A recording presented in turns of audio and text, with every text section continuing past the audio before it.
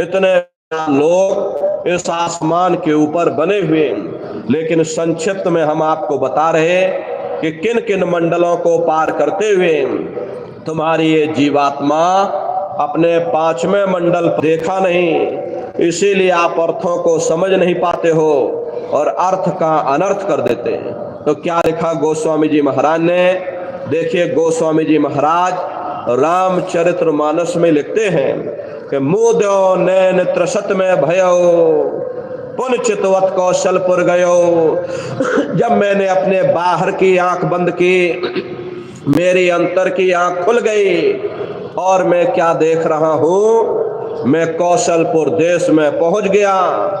मोह विलोक राम मुस्काई। देख, जब आप लोग साधना करके वहां पहुंचोगे,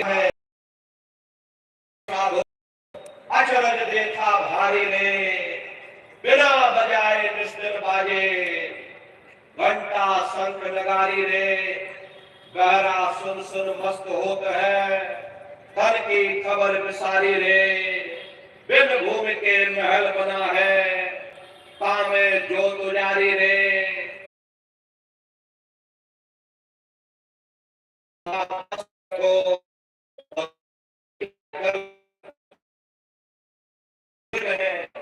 वेदों को सारी दुनिया पढ़ती है, बड़े बड़े पंडित पुरोहित, बड़े बड़े ज्ञानी विज्ञानी धर्माचार्य वेदों का अध्ययन करते हैं। वेदों की भी उत्पत्ति उसी स्थान से हुई है। अरे महात्मा कहते हैं कि त्रिकुटी महल में विद्या सारा, बारहर गरजे बजे नगारा, लाल वरण सूरज उजियारा।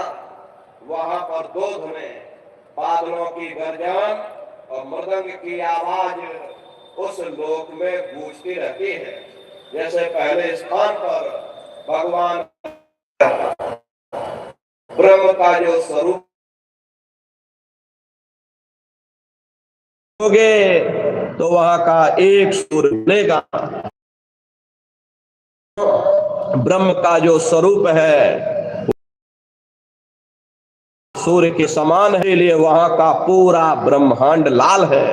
महात्मा जब साधना करके वहां पहुंचे, तभी महात्माओं ने लिख दिया, लाली मेरे लाल की जित देखो तो लाल, लाली देखन में गई मैं भी हो गई लाल। वो पूरा ब्रह्मांड ही लाल है। तो जितने साधक वहां पहुंच जाते हैं उन सभी को योगेश्वर कहा जाता है। योगेश्वर की पदवी उन्हीं को मिलती है जो ब्रह्म स्थान तक पहुंच रखते हैं। जैसे व्यास जी हुए, वशिष्ठ जी हुए, वाल्मीकि जी हुए, इन सब की पहुंच वहीं तक थी। इसीलिए कहा गया कि वाल्मीकि भय ब्रह्म समाना। जब इनकी जीवात्मा वहां पहुंची और जब इन्होंने ब्रह्म का दर्शन किया तो इनका स्वरूप भी ब्रह्म के समान यानी कि ब्रह्म स्वरूप हो गया। तो जितने साधक वहां पहुंच जाते हैं उन सभी को योगेश्वर कहा जाता है। योगेश्वर भगवान श्री कृष्ण उसी देश में वास करते हैं। ये जो ब्रह्म देश है वो श्री कृष्ण भगवान का ही देश है और श्री कृष्ण भगवान वहीं पर रहते हैं। अरे बाहर की जन्माष्टमी नहीं है जो आप लोग यहाँ जन्माष्टमी मनाते हो, ये तो आप नकल करते हो। महात्माओं ने कहा था भाई सही मायने में तुम जन्माष्टमी कब मनाओगे? जब तुम्हारी ये जीवात्मा पांच तत्व जल पृथ्वी अग्नि वायु आकाश और तीन गुण रजोगुण तमोगुण सतोगुण यानी पांच तत्व तीन गुणों से परे होकर के ब्रह्म देश में पहुंच करके जब तुम कृष्ण भगवान का दर्शन कर लोगे तब सही मायने में जन्म अष्टमी मनाई जाएगी। वहां कृष्ण भगवान का दर्शन करने के बाद में फिर तुम्हारी यही जीवात्मा तीसरे मंडल की आवाज को पकड़ करके और तीसरे मंडल की चढ़ाई करेगी।